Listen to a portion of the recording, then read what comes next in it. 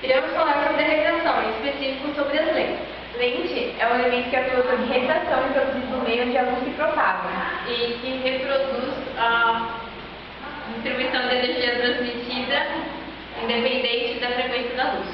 Existem três tipos de lente: a bicôncava, a plano-côncava, a côncava-convexa, a biconvexa, a plano-convexa e a convexa-côncava.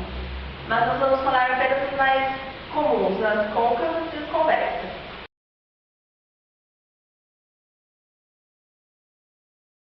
As lentes convergentes ou convexas têm uma curvatura para o exterior, como o nome indica, fazendo convergir, ou seja, aproximar os raios de luz. Tanto lentes de bordas finas como de bordas espessas podem ser convergentes, dependendo do seu índice de refração em relação ao do meio externo. O caso mais comum é o que a lente tem índice de refração maior que o índice de refração do meio externo. Nesse caso, um exemplo de lente com comportamento convergente é o de uma lente biconvexa, com bordas finas.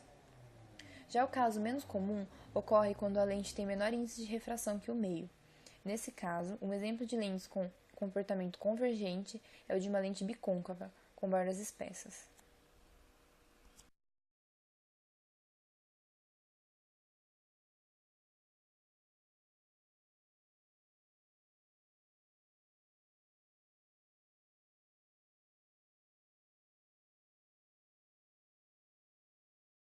Esse experimento é conhecido como lente de água. Quando colocamos água no copo, o desenho atrás dele refrata a imagem, tornando-a contrária. Isso acontece porque o copo é usado como uma lente biconvexa, convergente e de bordas finas. Biconvexa pelo formato do copo, ser cilíndrico. Convergente porque amplia a imagem e de bordas finas, pelo índice de refração do copo ser maior que o índice de refração do meio externo.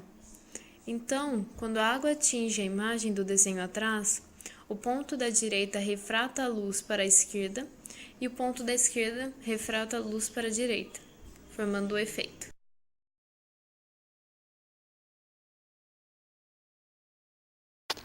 Lentes divergentes são corpos transparentes limitados por duas superfícies refratoras com eixo central em comum. Quando um raio luminoso paralelo atinge uma lente, sofre uma refração, mudando sua direção. Essa refração nas lentes divergentes faz com que os raios se afastem do eixo central. As lentes divergentes fornecem sempre uma imagem virtual direita e menor, ou seja, a imagem é formada atrás do espelho, no mesmo sentido do objeto, mas menor que o objeto real, e são muito utilizadas no tratamento de miopia e em olhos mágicos instalados nas portas. Nos casos mais comuns, as lentes que apresentam as extremidades mais espessas do que a parte central, as lentes bicôncavas, plano-côncavas e convexo-côncavas, são divergentes. Existem também os casos especiais, onde os índices de refração do meio é maior que o índice de refração da lente convexa, tornando-as divergentes.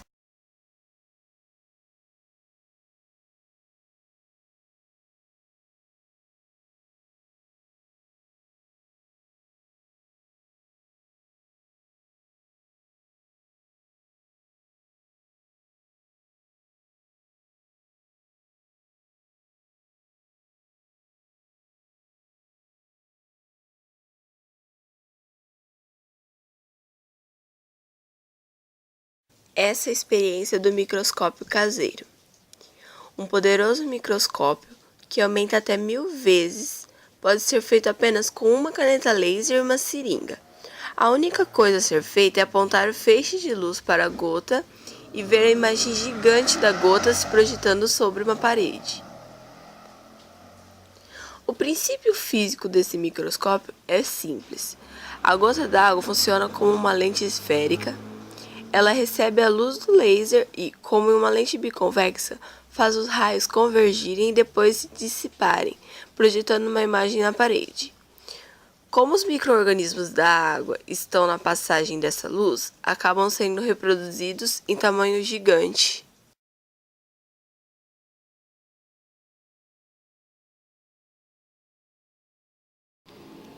O arco-íris é um fenômeno óptico que ocorre devido à presença das gotículas de água na atmosfera. A física explica esse fenômeno se baseando nos conceitos de reflexão e refração da luz.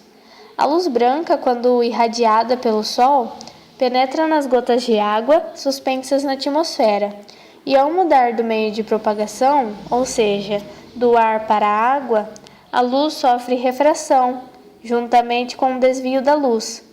Esse desvio faz surgir vários outros raios de luz que possuem um comprimento de onda para cada tipo de cor, sendo o maior comprimento para a luz violeta e o menor para a luz vermelha.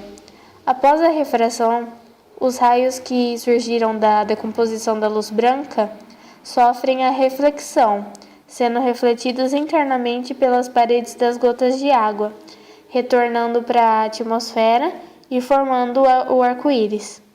A sua formação só é possível pela existência das gotículas de água na superfície e a luz ao mesmo tempo.